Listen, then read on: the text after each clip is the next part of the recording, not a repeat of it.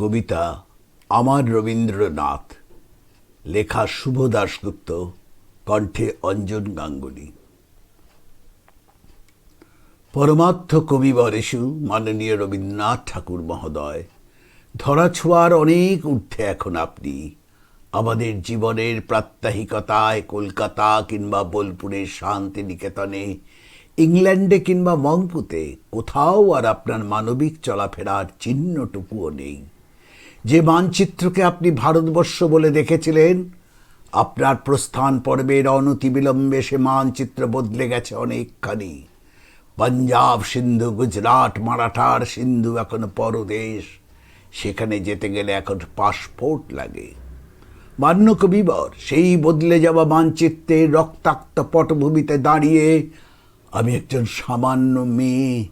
আমাদের মতো মেয়েদের জীবনে আপনি এক আশ্চর্য স্বপ্নময় দীপভূমি, যেখানে যাবার স্বপ্ন আমাদের উদ্দীপ্ত করে, আর যেখানে পৌঁছাতে না পারার চিরকালীন গ্লানি আমাদের বিদীর্ণ করে, বিদ্ধ করে।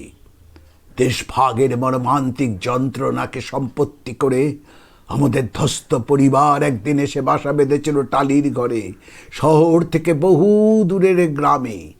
বাবা কখনো দোকানদারি, কখনো ছাত্র পড়ানো, কখনো এটা সেটা করে প্রখর জীবন স্রোতে বউ ছেলে মেয়ে নিয়ে আজীবন চেষ্টা করেছেন ভেসে থাকতে, বেঁচে থাকতে। তার সম্বল বলতে কিচ্ছু ছিল না, না টাকা পয়সা, না আশা ভরসা, ছিল সাহস, আর ছিলেন আপনি।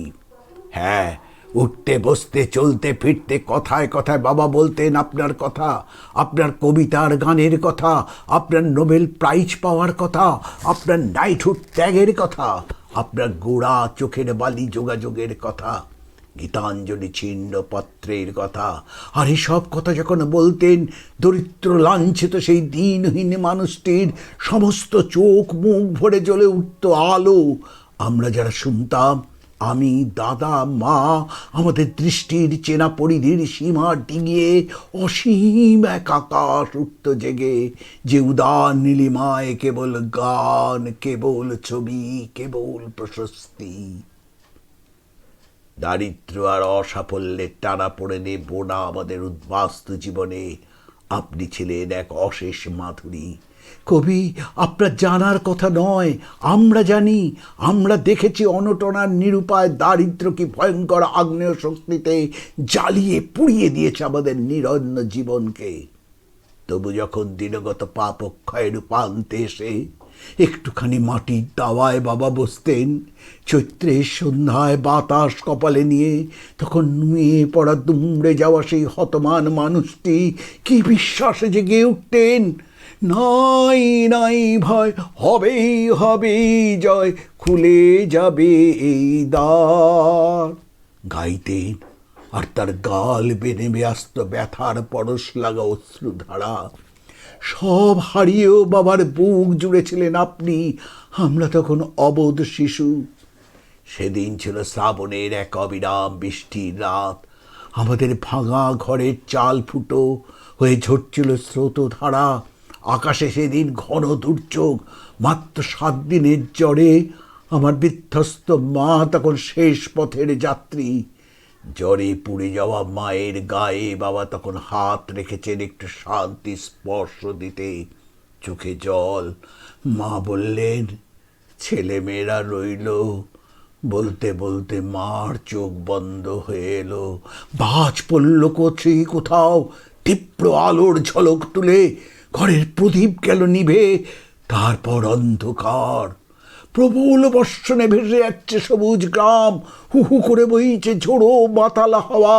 তখন সেই শ্মশান লগ্নে বাবা কাঁদছেন আর বিদুস্বরে আবৃত্তি করছেন, শেষ স্পর্শ নিয়ে যাবে যাবে ধরণীর, বলে যাব তোমার ধুলি তিলক পড়েছি ভালে, দেখেছি নিত্যের জ্যোতি দুর্যোগের মায়ার আড়ালে, সত্যের আনন্দ রূপে ধুলিতে নিয়েছে মূরতি, এই জেনে ধুলায় রাখুন প্রণতি। স্বাধীন ভারতবর্ষের মাটিতে অন্যরকম হাওয়া বাতাসে বড় হতে হতে আমার দুরন্ত দামাল দাদা জীবন যুদ্ধে নিজেকে জড়িয়ে নিয়েছিল অল্প বয়স থেকে। দাদা আমার নির্ভীক কণ্ঠে গাইত গান, আপনারই গান। সারাদিন হাড় ভাঙা পরিশ্রমের পর ঘরে ফিরে দাদা এক একদিন আমায় শোনাতে চাইতো আপনার কবিতা। তৃপ্ত হিরণময় কণ্ঠে সে আবৃত্তি করত, হে সুন্দরী বসুন্ধরে, তোমা পানেছে কতবার প্রাণ মোর উঠিয়াছে গে। খিদিরপুরের এক কারখানায় দাদার সামান্য চাকরি। শিক্ষিত এক স্বাধীন ভারতীয় যুবক, কাজ না পেয়ে দুমুটো ভাতের আশায় হাতুড়ি পেটাত গনগনে বয়লারের সামনে দাঁড়িয়ে। ঘামে ভিজে যেত তার শরীর, তবু যখন সে মানি অর্ডার পাঠাতো, চিলতে একটুখানি জায়গাতেও সে লিখত, বোন গানটা ছাড়িস না। গান আমার হয়নি কবি, আসলে বেঁচে থাকাটাই হলো না ঠিকভাবে।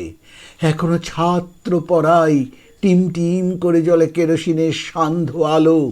জীবন ছুটেছে তারা আধুনিক প্রগতির গাড়িতে চেপে, আমি আর আমরা পড়ে রয়েছি বহু দূর পথের পাশে উপেক্ষায়। 25শে বৈশাখ আর 22শে শ্রাবণে শহরে শহরে কত গান, কত কবিতা, কত নৃত্য নাট্য। বড়লোকের সুসজ্জিত ড্রয়িং রুমের ঝকঝকে আলমারিতে আপনার অমূল্য রচনা সম্ভার। তবু কবি কেন জানি না বারবার মনে হয় ওই বৈভবের হাজার দুয়ারিতে আপনি নেই। আপনি আছেন এইখানে, এই মর্ত মাটির একেবারে কাছে, সবুজে শ্যামলে ধুলোতে মাটিতে, এই শীর্ণস্রোতা নদীর ঢেউয়ে, এই ভাঙা ঘরের দরিদ্র সকালে, এই ঝোপঝাড়ের জোনাকি ভরা অনাড়ম্বর সন্ধ্যায়। 10 বছর কারখানা বন্ধ থাকার নিদারুণ যন্ত্রণায় দুমড়ে মুচড়ে ভেঙে গেছিল আমার দাদার স্বপ্ন। ধীরে ধীরে অথচ অনিবার্যভাবে দাদা এগিয়ে গেছিল আত্মহননের পথে। কলকাতা থেকে যখন দাদার মৃত্যু সংবাদ এলো, ছুটে গেছিলাম সেখানে। গঙ্গার তীরবর্তী শ্মশানে দাঁড়িয়ে হু হু করে কান্নায় বেঁচে গেছিল আমার বুক। একা, একেবারে একা মনে হয়েছিল নিজেকে সারা পৃথিবীতে। আর ঠিক আশ্চর্য গধূলি লগ্নে প্রকৃতির সবটুকু মায়াকে সাক্ষী রেখে ওপারে দূরে বেজে উঠেছিল তোমার গান। ঘাসে ঘাসে পা ফেলেছি।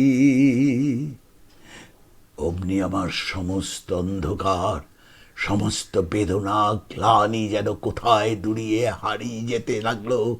জীবনের কি এক আশ্চর্য বিশ্বাস তখন এসে স্পর্শ করলো আমায়। হু হু করা সে সন্ধ্যায় বনে আছে কবি, বুকের গভীরতম অনুভব থেকে গেয়ে উঠেছিলাম, আমার সুরগুলি পায়ে চরণ, আমি পাইনি তোমারে, দাঁড়িয়ে আছো তুমি আমার গানের পারে। কবি, আজও তুমি আছো, প্রতিদিন আছো এই হতভাগ্য দেশের অগণিত মানুষের চিন্তায় চেতনায়। আছো প্রতিদিনের দুঃখ সুখের ধ্বস্ত দিনলিপিতে। 25শে বৈশাখ বা 22শে শ্রাবণের শহরে আড়ম্বরে নয়, তুমি বেঁচে আছো, বেঁচে থাকবে চিরদিন, চিরকাল। তুমি বেঁচে আছো, বেঁচে থাকবে চিরদিন, চিরকাল।